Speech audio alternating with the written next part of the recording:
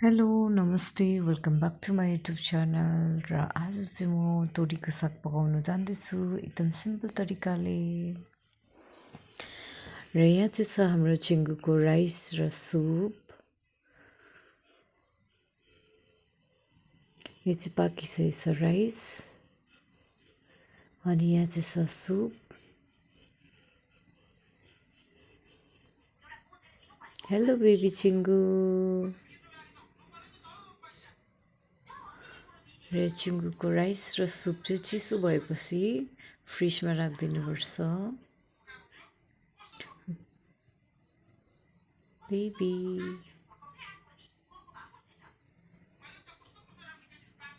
Baby चाहिँ यत्तिकै बसिरहन्छ मसँग किचनमा। र मैले साग चाहिँ रेडी गरिसकेको छु। अब कराही पनि तातो भइसकेको छ अनि म यसमा हालिदिँदैछु तेल। र तेल चाहिँ म एकदमै कम्ती हाल्छु साग पकाउँदा। र मेरो तेल तातिसकेको छ। है चिङ्गु यो चाहिँ लसुन र सुक्खा खुर्सानी हालिदिएँ मैले। र दुईटा हल्का गोल्डन ब्राउन भएपछि यसमा हालिदिन्छु टमाटर।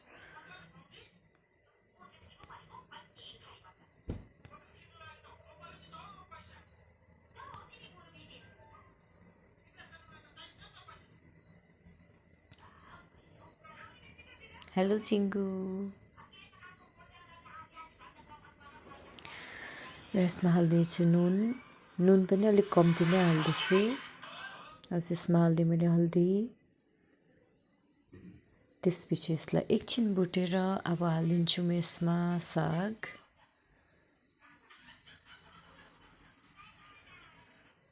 र सागलाई हल्का चलाएर एकछिनको लागि छोप्दिएँ। चिङ्गु पनि म सँगसँगै किचनमा बसिरहन्छ किनभने उसलाई ग्रिन सब्जीहरू खान एकदमै मनपर्छ। गाजर मुला सबै कुराहरू मन पराउँछ उसले। र यहाँनिर मेरो साग पनि पाकिसक्यो अब।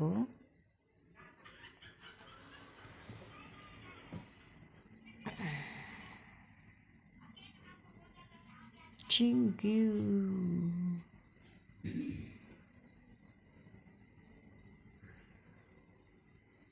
र यो चाहिँ मेरो तोरीको साग पाकेर रेडी भइसकेको छ। यहाँ चाहिँ मैले भुट्दैछु चिकन। चिकनलाई हल्का गोल्डन ब्राउन हुनेसम्म यसलाई भुट्छु म। आज चाहिँ चिकनको सुप बनाउने हो।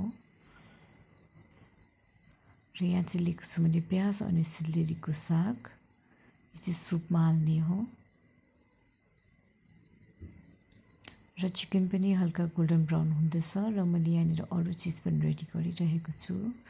र सिलेरीको सागको पनि एकदमै मिठो सेन्ट आउँदैछ। अब यसमा हालिदिएँ मैले प्याज। त्यसपछि टमाटर, नुन,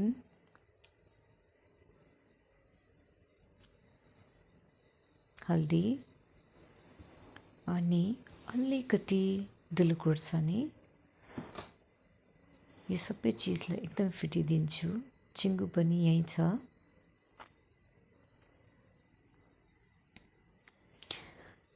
र यो मेरो चिकन अलमोस्ट पाकिसकेको छ। अब म यसमा हालिदिन्छु माथिबाट सिलेरीको साग जो चाहिँ एकदमै मिठो सेन्ट आउँदैछ। र यो साग पाकिसकेको छ।